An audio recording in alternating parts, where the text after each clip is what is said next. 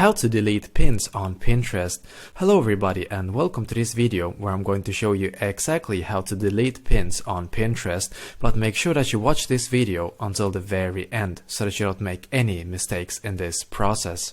I'm going to go into the Pinterest app on my phone, and now when I'm on the Pinterest app I need to click right here. Then I'm going to scroll down and click where it says saved, and then we need to click where it says all pins. In here you will find all the pins that you have, so just choose the one that you want to delete. I want to delete this pin right here, and to do that I need to click on these three dots right here. Now click where it says edit pin. Now click where it says delete this pin, then click on delete. And that is exactly how to delete pins on Pinterest.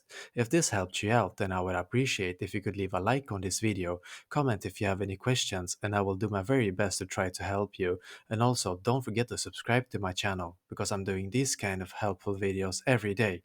Thank you for watching and have a good day.